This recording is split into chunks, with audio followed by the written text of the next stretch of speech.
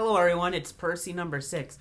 It's been over a year since I've done any Percy's Ever Present Past, and whenever the last upload, I think it was like 2014 was the last time I uploaded to this channel on my own for Percy's Ever Present Past. So it's been quite some time since you've seen Percy's Ever Present Past, whether it be on my channel or this channel.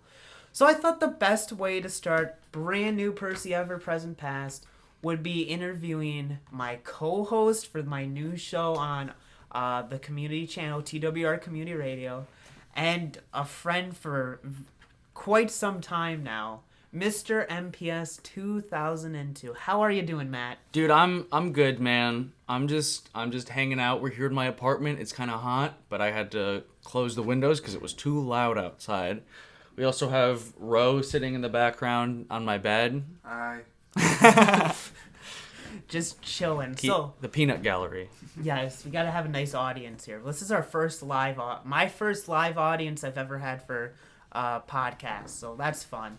All right, let's get to the questions. I think the best way to start out is, after we discovered you did join in 2008, what made you want to create a YouTube channel for Thomas Wooden Railway? Dude, honestly, so I've said this before, but I'm not really into Thomas, like, as a series, even. Like, I watched the show when I was a kid, and I was kind of into it. I liked Thomas and the Magic Railroad quite a bit. I'm sure we all did. Mm-hmm. Like, we all loved that movie as a kid. But, oh my god, my stomach is so loud. I need to eat something after this. But, no, I was really more interested in the toys. Like, the models, whatever you want to call them. The wooden railway trains. I really liked I think Thomas Wooden Railway is such a great merch line. And it's just something about it just really fascinated me. So one day I was looking up Thomas Wooden Railway videos on the internet just on the off chance that I would find something. And I found this channel called Geekrate24. And I was like, wow, this guy makes wooden train videos. That's really interesting. I should do that too. I have a big enough collection that I could do that. And then, yeah. And then I made my first channel, the Diesel 261, in 2008.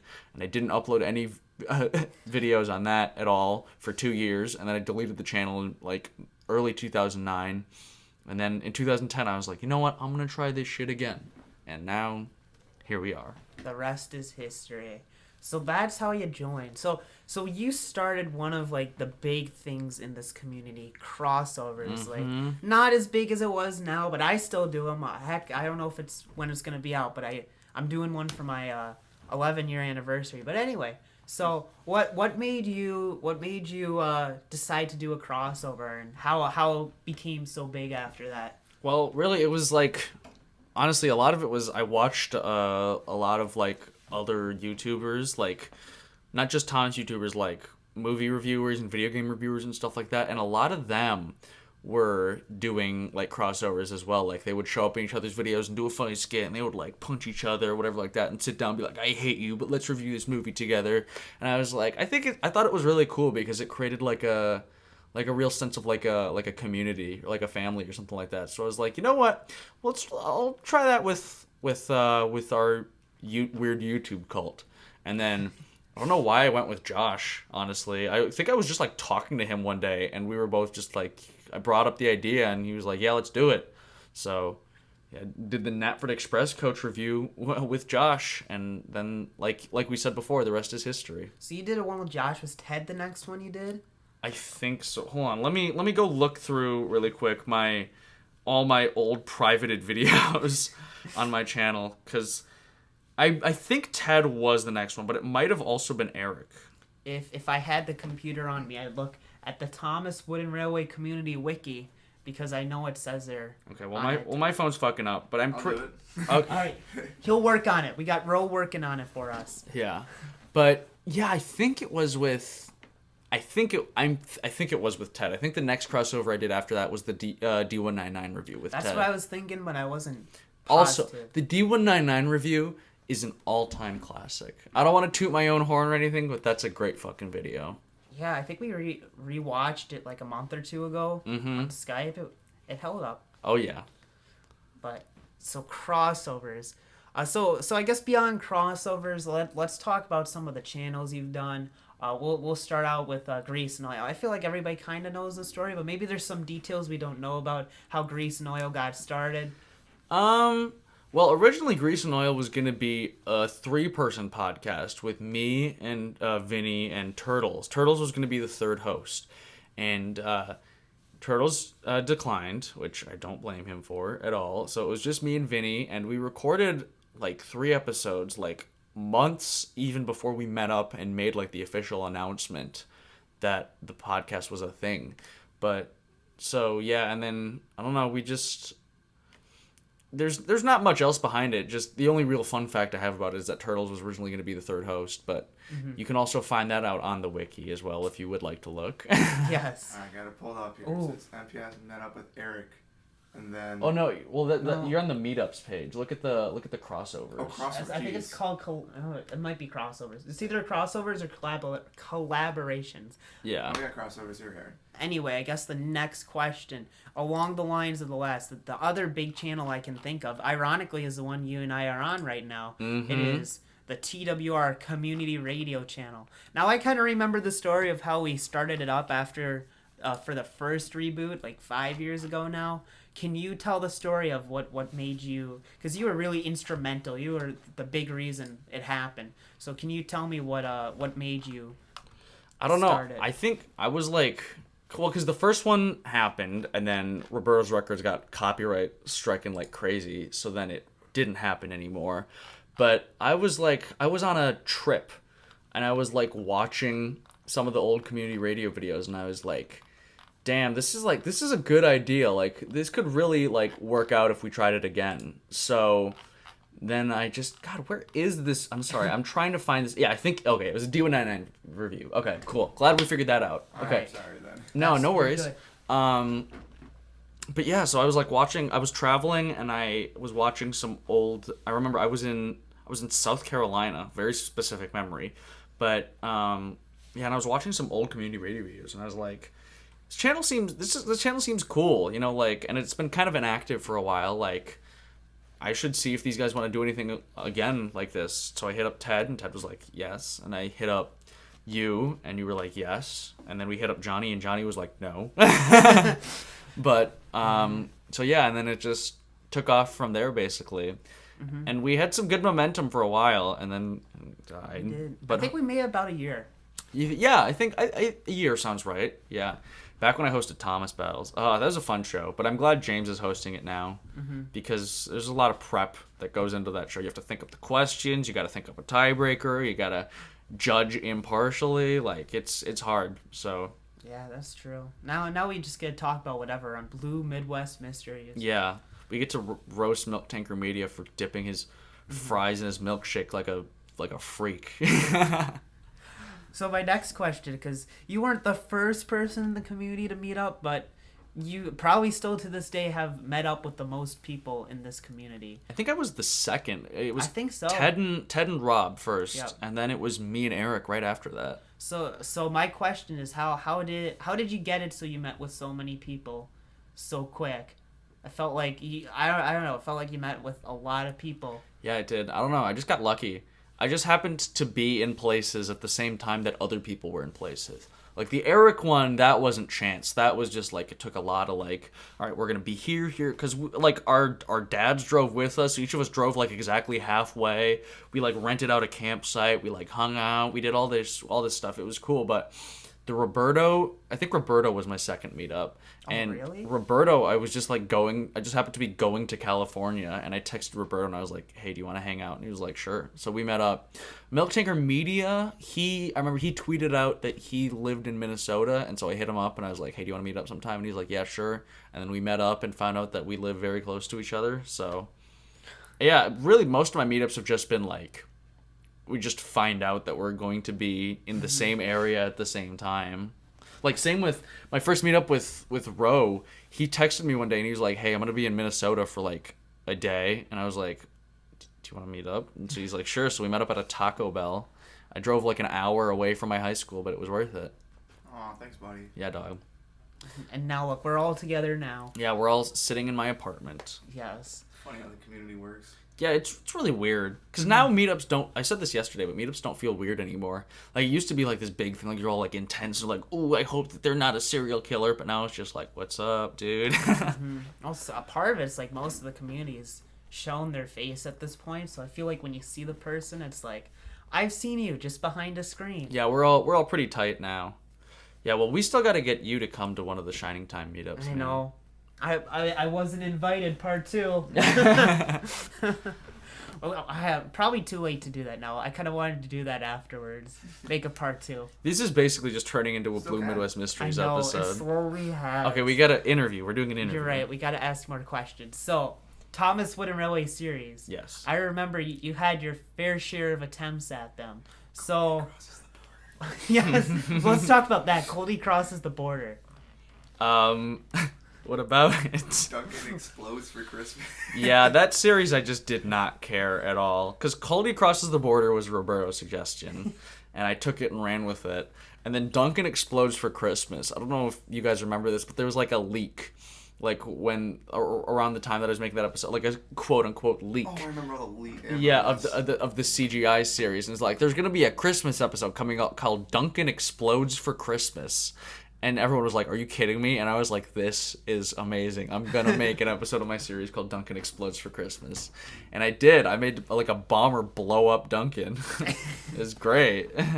But yeah, I don't know, man. Series, they're not for me. I like doing reviews and stuff like that way better. Mm-hmm. Well, what was the last, like, not the TWR condition one, but what was like the last Wooden series you remember doing? Sudrian Tales. Sudrian Tales.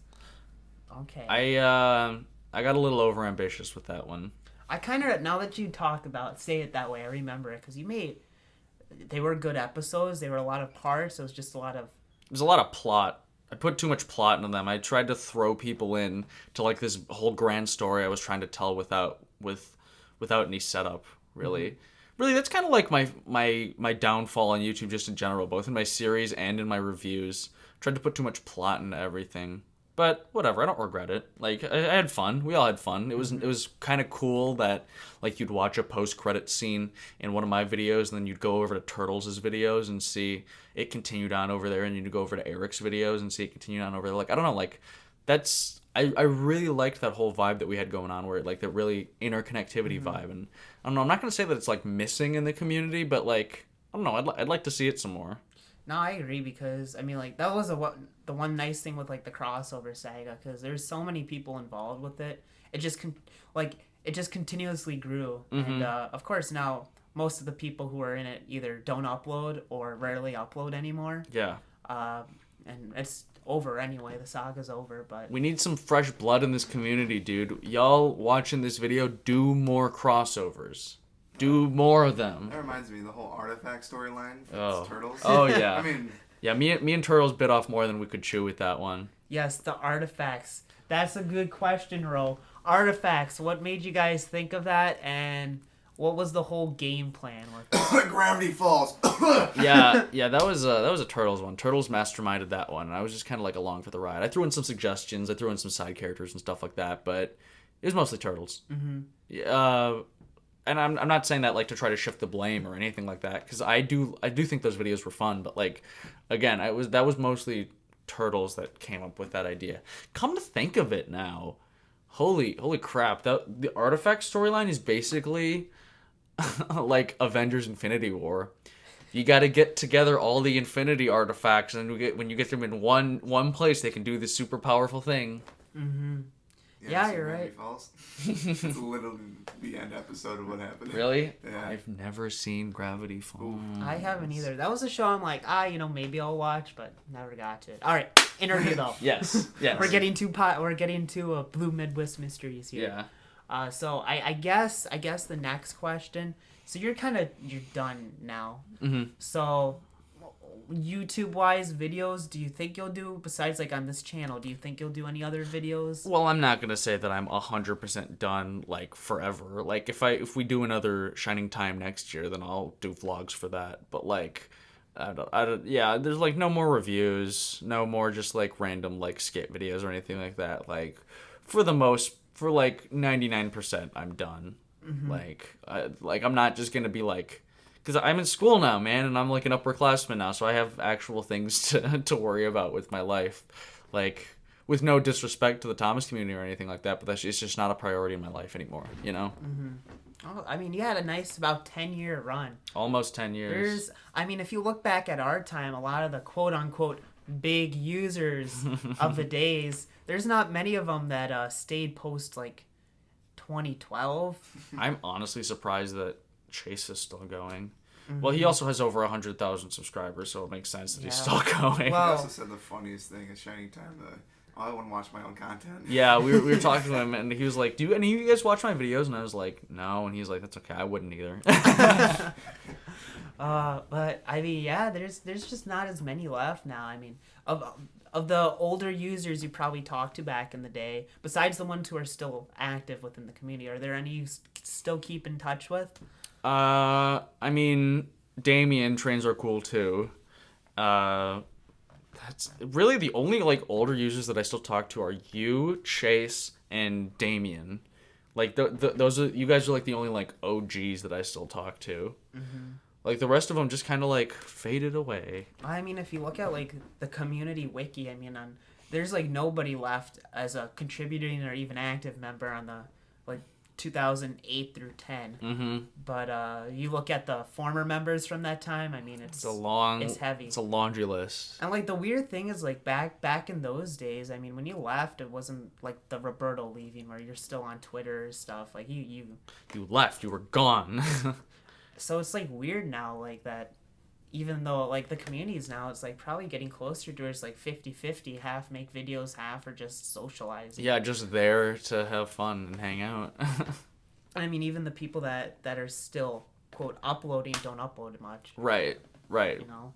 Well, I mean, it's some people upload in like sporadic bursts, like Turtles. Like Turtles, did you see Turtles he's got this new series going on. Yeah, Turtles, Erdles. Turtles. He showed an episode of that to us at Shining Time. Dude, that was such a funny episode. That's so funny. Turtles keeps being like, I'm gonna leave now. I'm leaving the community. And then he'll like spend an entire summer like recording and editing a series, and then he'll be like, just kidding. Here's a 10-episode series coming out now. Like, I wish I had that work ethic. It's hard. It's like the part that, at least for me, it's like I can come up with really good ideas, and then it's like, oh, now I have to film and edit all of this. The thing that killed me about making a series, and this is why I'm not a series guy, bringing it back to the earlier question, is that I hated having to like crouch down and like get on like my knees and like get all up in the engine. Like I hate having to do that kind of stuff. But yeah, I mean, I just did my my collection video. And man, after that, like 2 hours of filming that, like I'm like, oh, my back. I only did like one collection video, and no, not a fan of that. It's probably not on YouTube or private now. Yeah, it's privated, actually. Yeah, what made you talking about that? What made you private like 90% of your videos? Well, because you and Roberto would use them to make fun of me. Also because I didn't want somebody at my college to like look up my name and then find, because I'm like trying to be a film student now and I'm trying to make like actual like stuff, and I don't want someone to look up my channel and find this channel with all these toy train videos, or at least if they do find these toy train videos, like these cringy toy train videos from when I'm like 12 years old. Like the only videos that I have up on my channel are videos that I'm like not afraid to show my friends, because some of my friends like know that I like do Thomas stuff. I don't think they know the full extent, but like they know for the most part, and they don't give a crap. So the videos that are still on my channel are videos that I'm like not afraid to show them. You know what I'm saying? Like stuff that I'm like, they're good quality, and yeah, they're funny. Like they're not that cringy, you know, that kind of stuff. Yeah. Well, I know we're getting towards the end, so I think my like last question I want for you would be your inspiring words to the new people that are just starting, 2017 onward, like, cause I don't know how much you two notice, but not as many new people upload or whatnot anymore. I think it's more shift to just a Twitter community. So your inspiring words to get people to keep making videos and. Well, this is going back to what we were talking about before, but really do collaborations with people, like. Do crossovers, like meet up with people if you can. Like I see a lot of people in the comments complaining like, nobody knows who I am, like, blah, blah, blah, like, oh, I don't think I'm ever going to get invited to a meetup. It's like, well, if nobody knows who you are, then get people to know who you are. Like, just introduce yourself to them. Like, say, hey, I'm whatever, I'm Thomas fan 42069. do you want to do a crossover, or like do you want to just talk on Skype? Like, socialize, get to know people, because that's how you make friends in this community. I gotta say, I remember, to really age myself, I remember when like the 2013, 2014 people were new and like they had their own little group that they talked to. But I mean now, the ones that are left of them at least, like they were pretty much all at Shining Time with everybody. They blended in, and I'm not saying that's like the end game, that's your goal to do it, but like you'll find friends. Just you got to start somewhere, even if it's like the newer people. Because we're a very welcoming community. Like, a lot of people are like, the big users only talk to each other, blah, blah, blah. But it's like, that's not true. Like, as long as you're, like, if you're cool, then we'll talk to you. Like, exactly. But I think that's a good note to finish on. I think so. I appreciate first episode back having you on. Thank you for having me on this episode. Usually I'd be like, where do you, I guess I can still do it. Where can we find you besides this channel? YouTube.com/MrMPS2002. Go watch my Shining Time vlogs. And also Twitter.com/MrMPS2002. I tweet garbage. Usually it's like him, me, Roberto bickering back and forth, so you can watch our interactions. We fight. Also, thank you to our special guest, Ro, sitting in... Our studio audience. Yeah. Let me distract you. Yeah. I'll be nice. Ro, where can we find you? Nowhere. I'm done. All right. He's deleting his channel. # delete WoodenRailwayOnly. Cancel. Cancel WoodenRailway. Ro is canceled. All right. And that great note. Matt, thank you for being on here. Yes, thank you for having me. Okay, goodbye. Bye.